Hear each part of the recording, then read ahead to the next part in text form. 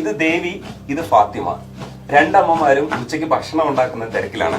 ഈ ദേവിക്ക് വീട് നഷ്ടപ്പെട്ട സമയത്ത് കളിക്കൂട്ടുകാരിയായിട്ടുള്ള ഫാത്തിമ സ്വന്തം വീട്ടിലേക്ക് വിളിച്ചു നിർത്തുകയായിരുന്നു. അങ്ങനെ 3 വർഷമായിട്ട് ഇവര് ബാലുശ്ശേരിയില് ഉണ്ണികുളത്ത് താമസിക്കുകയാണ്.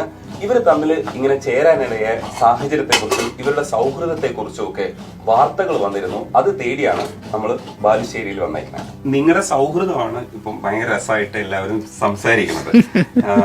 ഇത് എങ്ങനെയാ രണ്ടുപേരും ഒരുമിച്ച് ഫാത്തിമ ഉമ്മ ദേവി അമ്മയെ വിളിക്കണമെങ്കിൽ അപ്പം ഇതിനൊരു കാരണം ഉണ്ടാവുമല്ലോ.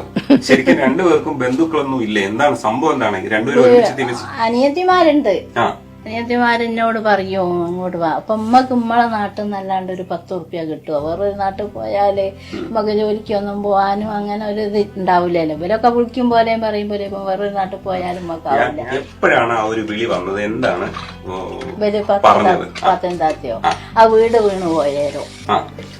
അപ്പൊ വീട് വീണ് ഇറങ്ങിങ്ങോ പോരി ഇവിടെ പിന്നെ വില മാപ്പിള അങ്ങനെ പറയാനോ ഇനി 10 മണിക്ക് ഒരാളായിട്ട് ഇവിടെ നിന്നോ, ഞാനില്ലെങ്കിലും 10 മണിനാ നോക്കിക്കോളാണ്ട് നിങ്ങൾ രണ്ടാളും ഒന്നുപോലെ നടന്നോളെ, എനിക്ക് ഒരു സമാധാനാന്നൊക്കെ പറയാനോ.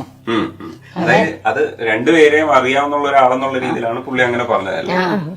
ഇതിപ്പോ ചെറുപ്പത്തിലെ കൂട്ടൊക്കെ എന്തായിരുന്നു?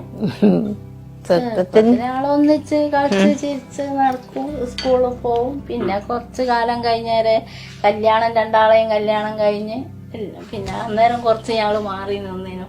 പിന്നെ വീണ്ടും വന്ന് കുറച്ച് പ്രായമൊക്കെ ആവുമ്പോഴേക്ക് വീണ്ടും ഇവിടെ തന്നെ എത്തി, വീടില്ലാണ്ടായി. പിന്നെ പലതവണ ഞാൻ പഞ്ചായത്തിലൊക്കെ പോയിട്ടുണ്ട്. അപ്പം അടുത്തതിനെ നോക്കാന്ന് പറഞ്ഞ് ഇത്രയും മേലെ എത്തി. ഇതുവരെ വീടിന്റെ ഒന്നും ഒരു ഇതുമില്ല. ഈ വീട് ഇടിഞ്ഞു പോയത് എന്താ? ചേച്ചിയുടെ വീട് അത് കട്ട വീടായിനല്ലോ, ഇതും കട്ടയാ. അപ്പം വീണ് പോയി. ആ മോളുള്ള സമയത്ത് തന്നെ മോക്ക് 22, 23 വയസ്സായ മോള് മരിച്ചിക്ക്. ആദ്യം മരിക്കുന്നതിന് വേദനയായി. പിന്നെ അന്ന് കുറെ കാലം കഴിഞ്ഞാല് മോള് മരിച്ചു. ഓള് മരിച്ചാലിന അങ്ങനെ ആയി. പിന്നെ ഒരു ടെൻഷനായി. അച്ഛനും ഇല്ല, ആരുമില്ല. പിന്നെ വീടാച്ചാല് ഞങ്ങള് കിടക്കുന്ന റൂമ് ഒരു ഭാഗം പൊളിഞ്ഞ് വീണ് മോളുള്ളപ്പോ. അപ്പം രാത്രി ഞങ്ങൾക്ക് പറ്റാണ്ടൊക്കെ കഴിച്ചിലായി. പിന്നെ ഞങ്ങള് അതിൻ്റെ അകത്തൊക്കെ കിടക്കലായിരുന്നു വീട്ടില്. അങ്ങനെ അന്നേരേ ഞങ്ങള് പഞ്ചായത്തിൽ ഇവിടെയുള്ളവർക്കൊക്കെ അറിയാം. അവരോടൊന്നും ഞാനൊന്നും പറഞ്ഞില്ല കേട്ടോ. അടുത്ത വീട്ടിലൊക്കെ ഓൽക്കൊക്കെ ഈ പാർട്ടിന്റെ ഇതിലൊക്കെ ഓൽക്കൊക്കെ അറിയാം വീട് വീണതൊക്കെ.